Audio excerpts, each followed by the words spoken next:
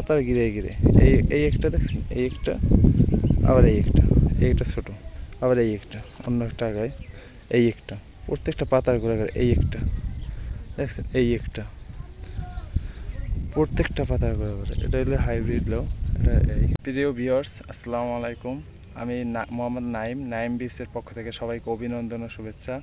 আজকে আসছি আমরা হাইব্রিড জাতের লাউ এর ফলন প্লাস কী দিলে এর ফলন অতিরিক্ত হয় এবং পোকা দমনে কী কী পদক্ষেপ নেওয়া উচিত, বিশেষ করে মাছি পোকা বা অন্য অন্য পোকা আর কী দিলে অতিরিক্ত ফলন হয়, আমরা সেটাই নিয়ে আজকে এই ভিডিওটা। সবাই শেষ পর্যন্ত দেখবেন আশা করি। পুরো এই জায়গা এই দেখছেন, পুরো এমন আশ্চর্য একটা জিনিস। আর এতে সাধারণত উঁচু জায়গায় লাগে, বর্ষাকালে উঁচু স্থানে লাগাইলে এটার প্রচুর ফলন হয়, কারণ পানির তলায় যদি ডুবে যায় তাহলে ফলন কম হয়। তবে এটা যদি পানিতে না ডুবে, বৃষ্টির যে পানি আছে এটা নামে যাওয়ার একটা জায়গা থাকতে হবে, নাহলে গোড়ায় যদি পানি জমে তাহলে সমস্যা আছে। আর এটা লাগানোর সময় মাটি সার আর লাল সার দিয়ে লাগাইতে হয়, সাথে কিছু যদি গোবর ফাঁস দিতে পারেন তাইলেও অনেক উৎপাদন বেশি হয়। তবে এটা যদি খড় দেওয়া যায় তাইলে প্রচুর ফলন আসে।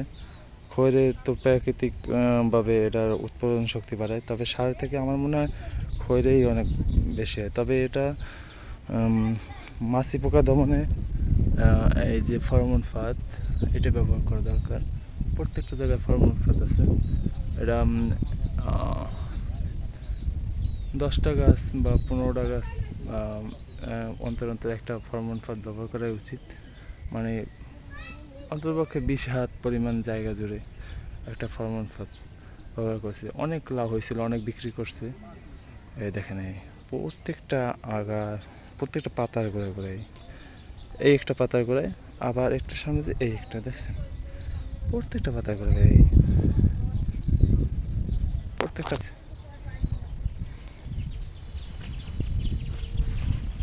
প্রত্যেকটা পাতার গোড়ায় গোড়ায় লাউর অভাব নাই।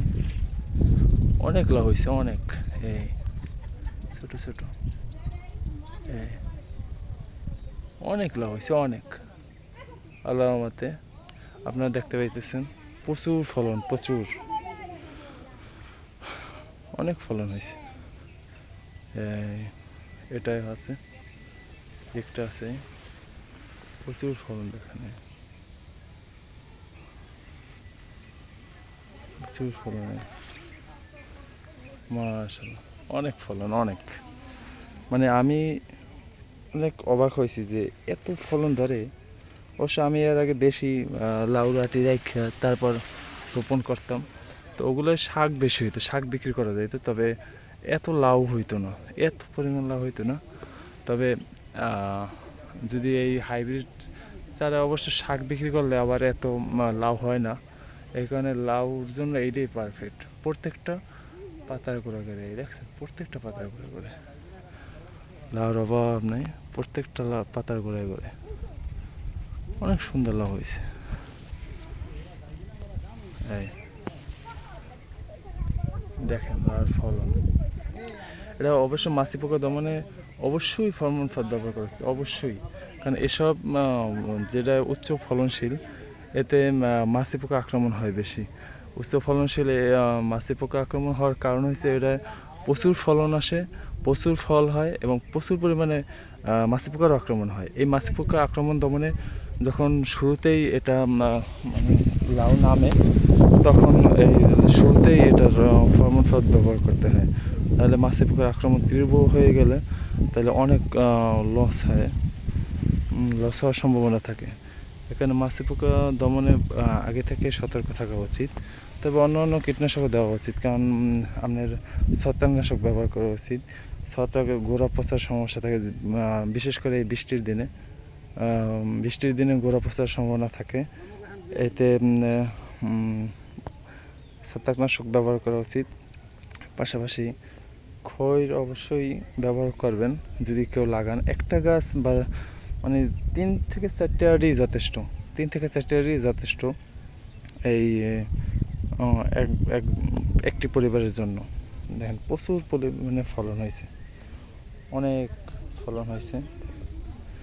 সবাই ইচ্ছে করলে বাড়ির আশপাশে বা ঘরের কোণে বা রান্নাঘরের কোণে লাগাইতে পারেন। ইচ্ছে করলে ছোটো অল্প যদি জায়গা থাকে আপনার 2 হাত পরিমাণ বা 3 হাত পরিমাণ যদি অল্প জায়গা থাকে, এটা অবশ্যই মাটি দরকার। মাটি বালু মাটি মিক্স হলেও সমস্যা নেই, তবে একবারে যাতে বালু না হয় সেদিকে লক্ষ্য রাখা উচিত।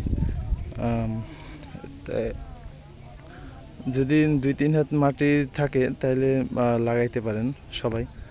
তবে অবশ্যই হাইব্রিড F1 জাত যেটা বলে, এই F1 হাইব্রিড জাত দেখে সবাই কিনবেন, যাতে ঠকতে না হয়।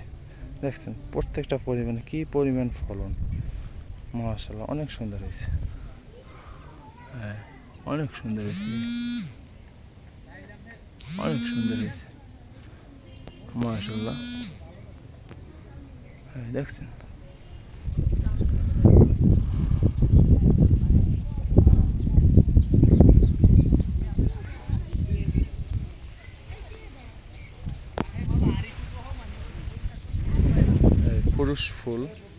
পুরুষ ফুলও ফোটা সমস্যা না। পুরুষ ফুলও যেমন ফোটে তেমন স্ত্রী ফুলও ফোটে, তবে পুরুষ ফুল দরকার। আর বোমরা বিশেষ করে, তবে অতিরিক্ত কীটনাশক ব্যবহার করা উচিত না।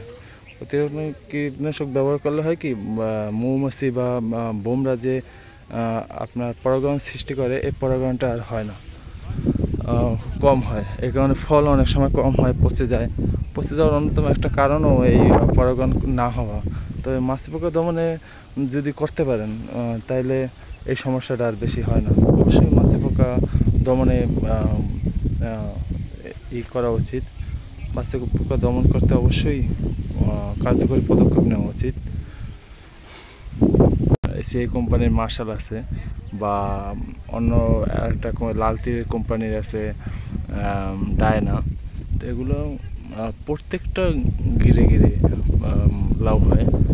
এটা হলে হাইব্রিড লাউ। দেখেন এটা অত্যাধুনিক হাইব্রিড লাউ। এটার অবশ্য শাক বিক্রি করা যায় না, তবে লাউ হয় প্রত্যেকটা পাতার গোড়ায় দেখেন এই একটা, এই প্রত্যেকটা পাতার গোড়ায় দেখছেন, মাশাআল্লাহ। এই দেখেন প্রত্যেকটা পাতার গোড়ায় এই জায়গায় দেখেন, এই একটা পাতার গোড়ায়, এই একটা পাতার গোড়ায়, এই প্রত্যেকটা পাতার গোড়ায় এই দেখছেন। অনেক মানে যত দূর এটা মানে বাইয়ে যাইবে, অত দূর এই লাউ হইবে প্রত্যেকটা